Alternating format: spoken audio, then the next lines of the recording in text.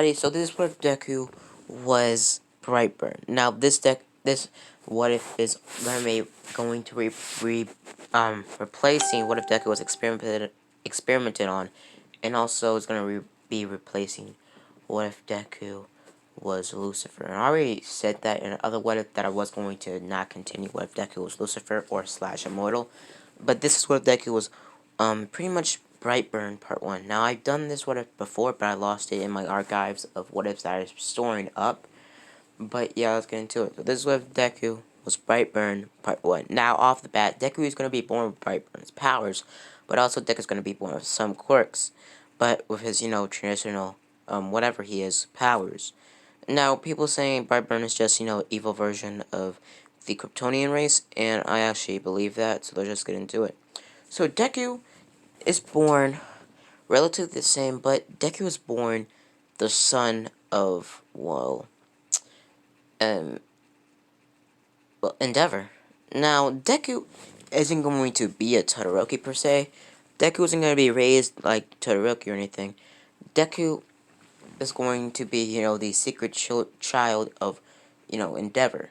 Now, Endeavor falls in love, semi falls in love, has a, intercoil or entanglement with a woman from a different planet that was visiting Earth. This woman was no other of, a Brightburn, or, a Kryptonian. She was evil, but she did, felt like humanity was stronger and more, fit to be bred with, them. So, she fell in love with Endeavor as well, but this is before Endeavor, had followed his quirk marriage with, Todoroki was originally, Endeavor was originally going to actually marry her, but she and Endeavor had a child named Azuki Midoriya Todoroki. So pretty much, they, named Deku, that was Deku's human name, but Deku's, Kryptonian name in his mother's eyes was Brightburn, a warrior name on their planet. Pretty much, after Deku being born, 10 months after Deku was born, his mother left Earth, leaving Deku there as well. But his mother did leave a hologram holding all the information Deku needed to know about his powers, his family, and his ancestry. And if Deku ever wanted to visit her or come back to her home planet, he just had to believe and fly up into the air and just follow his heart and guide himself towards our planet. Any of our race can find themselves back to our planet. It's just a part of their nature. So pretty much Deku was about 16. I mean 15. Yeah, it was about 15 when he, was mastered. But in that minute, Deku was, developing his powers. Now Endeavor actually didn't raise Deku. Endeavor didn't, know where Deku went because Endeavor did, actually, Endeavor did, raise Deku, but he raised him separately from his other family that he started with Eri, or before, the whole entire play. No, so, Todoroki and his siblings didn't know they had another sibling, a fifth sibling. So, Deku was raised into a different mansion with butlers and, what was it? Butlers and maids, and pretty much they raised Deku all the way up until Deku was 16. But in that moment, Deku developed all these abilities over the years. Now Endeavor visited Deku on, free days he had off, or some hours that he had off of being a hero. So he visited Deku, like, randomly, back and forth. But mainly over the weekends when Endeavor was sort of, kind of, not busy. So Endeavor did visit Deku then and there at sometimes, and eventually Deku was basically, a god. Deku was also born with some sort of firepower. His power is called Burn. Brightburn, basically. Deku's quirk was called Brightburn, And pretty much Deku's quirk was basically, the traditional powers of, sorry guys, of Brightburn. The traditional powers of Brightburn, and also born with some powers from his father's side.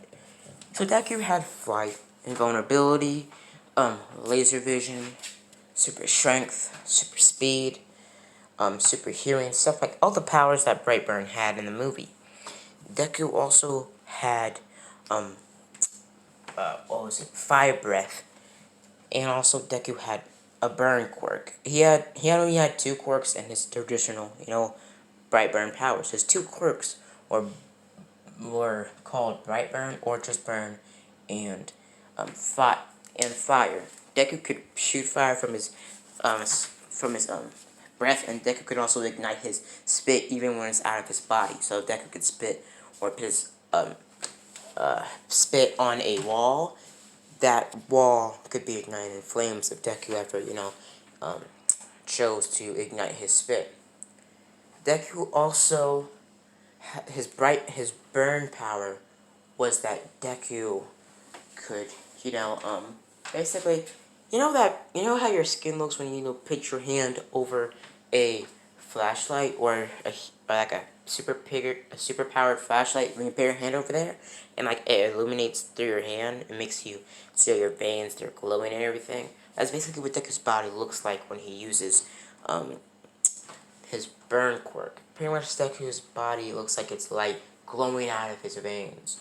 And Deku can burn through objects just by touching them, or touching them. So Deku can burn through walls, or burn people, or like eliminate them. And Deku can reach up to probably supernova levels of heat if he uses his burn power enough. So Deku can ignite into flames while he's in his burn power, but he can't melt things or ignite things in flames if he grabs them. If he grabs them long enough. So Deku was pretty OP. Now, Deku is going to be super OP. Deku's going to be like a freaking god. He's going to be stronger than any My Hero Academia character that will ever live. Deku also is going to be a harem. Yep, Deku's going to be shipped with everybody. I mean, everybody. Everybody, except, Recovery Girl and Eerie, and, the young people that Deku would go to jail for, and the old people that Deku would not screw around with. But Deku is going to be shipped with everybody in class 1B, and 1A. Pretty much everybody, every student in class 1A. Like, pretty much Deku's going to be shipped with anybody. Pro Heroes, Miss Midnight, anybody. Anybody, guys. Deku isn't going to be, dating anybody secretly, but he is going to be going on dates with people left and right, making it kind of a harem. Now, Deku's main harem number is about going to be, like, about 6 teens. Just kidding, guys. Just 6. So, Deku is going to be, flying around left and right to girl, being kind of a harem situation. So, Deku's going to be pretty, lit. Cool. So, Deku is also has a personality of, basically a mix of cockiness and wittiness. Deku is basically going to be like chill like Todoroki, but cocky like Bakugo sometimes. So yeah.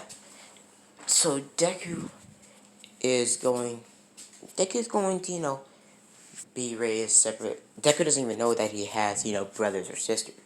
Brothers or a sister. So Deku basically just lives there, being trained by his father, then and there by getting trained by other pro heroes. I don't know. Deku's, Todoroki's brother or Endeavor's child.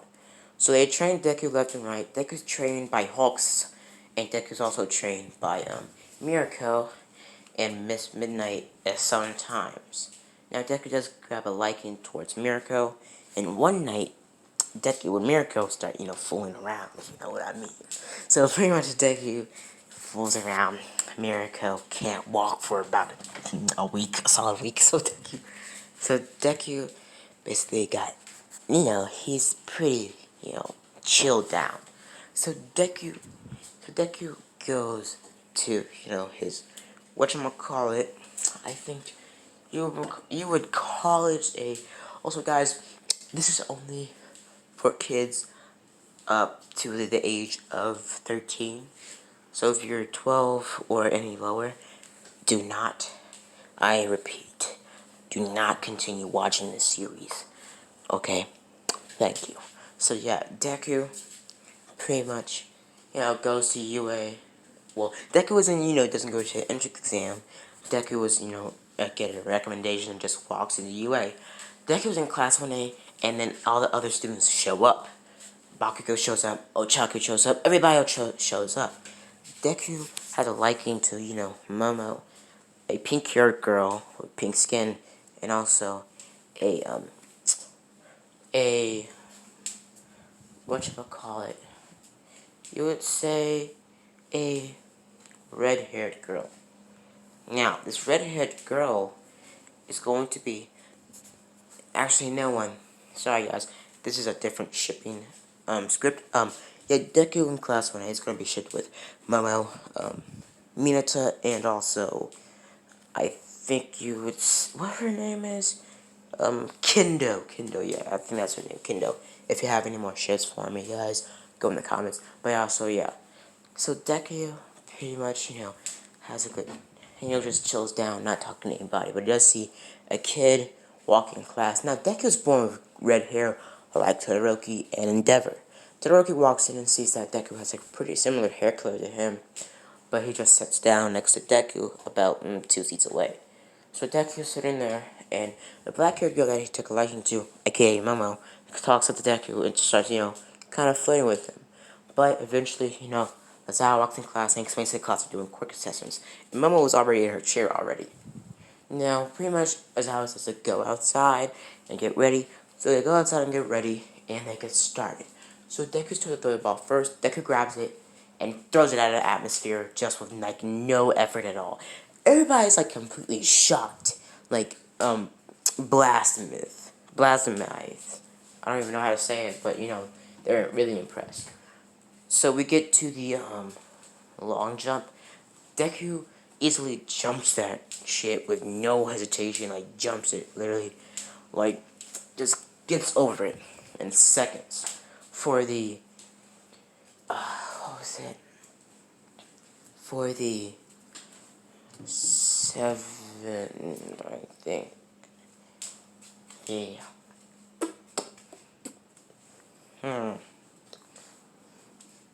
But yeah, the race, Deku dominates everybody. Deku pretty much does perfect in all the scores.